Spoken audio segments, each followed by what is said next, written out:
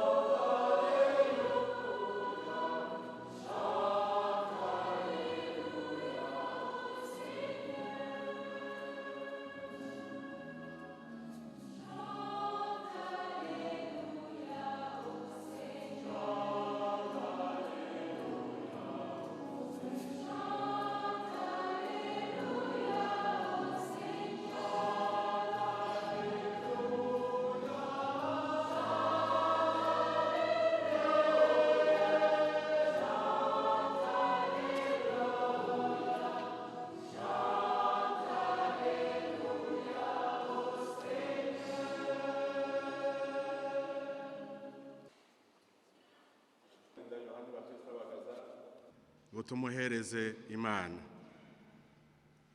Ejo benshi muri mwebwe mwararonse akaryo uko mwunamira no kumushimira ku buryo yarongoye igihugu cacu, kandi abatari bake mu bagenzi biwe bakaba bibuka ibyiza byinshi yaranguye.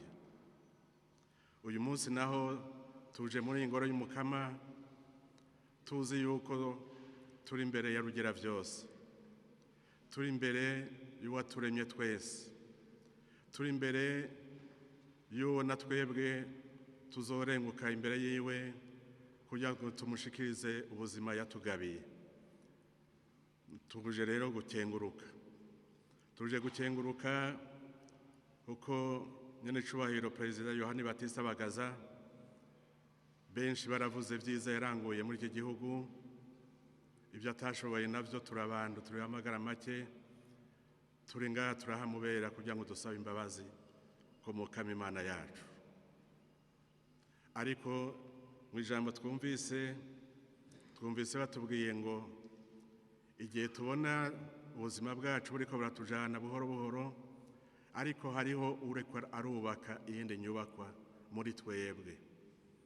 Iyo nyubakwa si yindi, ni umutima Imana iri kwirubaka muri twebwe, ihereye ku buzima bwo ngaha ku isi, ihereye ku byo tubona n'ibyo ducamwo, maze uko bukeye uko bwije umuntu akarimbura ibyo ngaha ku isi, agaheza akisuzuma, Imana nayo ikaba iri kwiramwubaka imwubakira ugushaka kwiwe, imwubakira ubwenge bwiwe, imwubakira urukundo n'imigenderanire afitaniye n'abandi.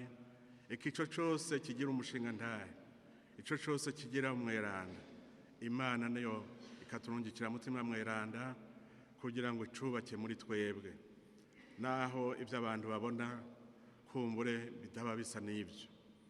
Twaje rero twifadikanije n'iri jambo dusanga mu ibaruwa Pawulo mweranda yandikiye abakristo b'i Korinte mu kigabane ca 3, itubwira ingene abantu bubaka kwinshi, ariko Imana igaheza nayo ikatwubakira.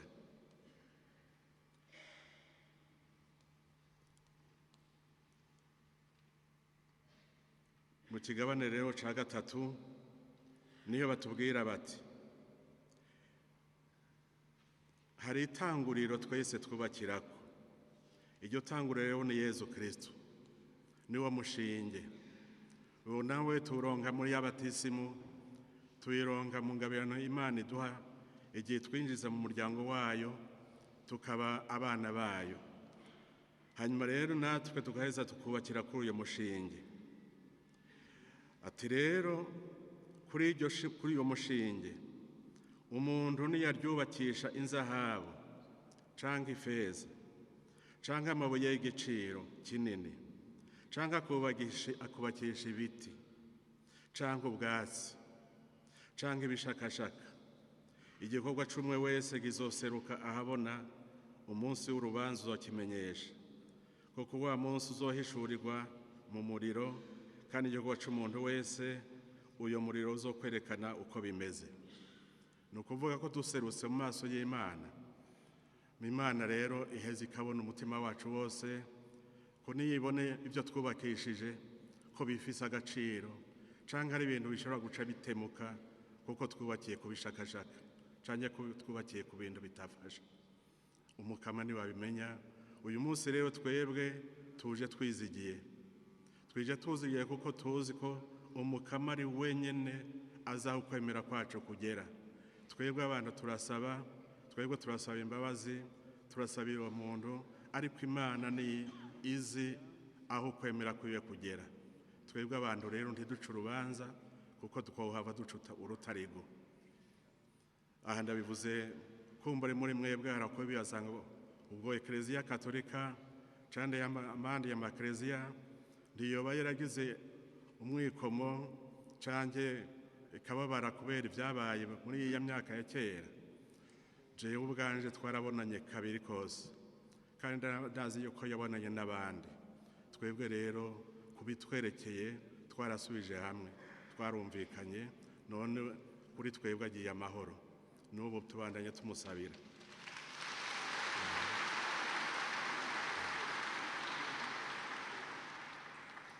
None rero umukama niwabona ibikoresho yakoresheje kugira ngo yubake umutima wiwe, ariko wubaka mukuru n'Imana.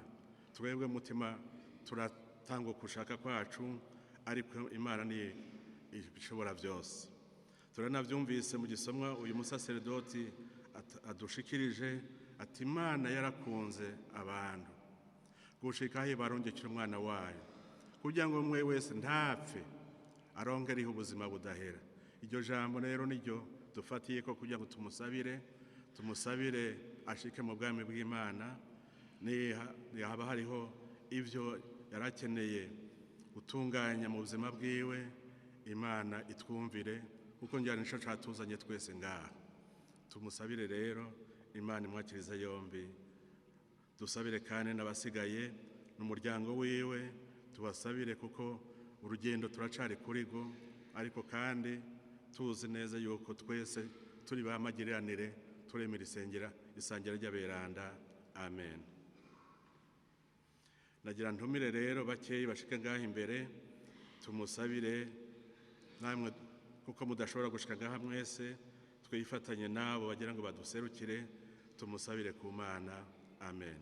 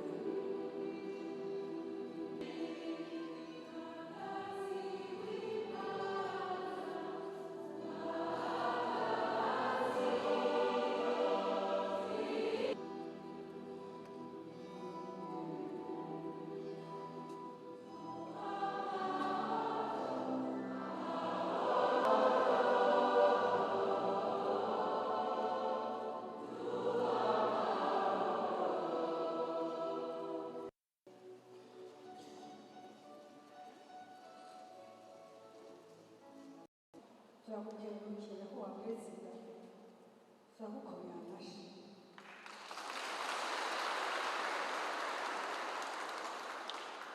mama ndaba perezida turagushimira cyane kuva ibintu biba mwabanye natwe muradufata mu mugongo muradushyigikira turabakomeye amashyi z'abahaye umugongo mwamana umutima wo gukunda abarundi bose badatandukanyije mwamana umutima wo gukunda abababaye abari mu ngorane mukomeze mugume dushyigikira n'ubu dushyigikira muri byose twakoze no kuba perezida icyo nashaka kuvuga uyu munsi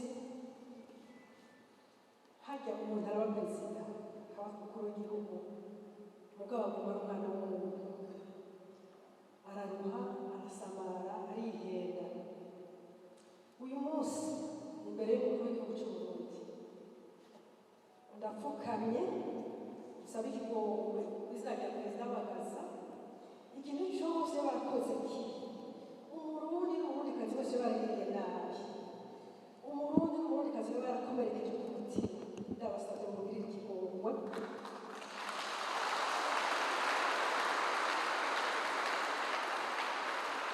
mugirire ikigongwe nawe mukuru w'igihugu y'umwana w'umuntu yarihenda yararuha yarakora amakosa uyu munsi mumuharire ku izina ryiwe naje n'abana bacu ndabasabye mumuharire uyu munsi mugire mwivuye inyuma kandi Imana izobibashimira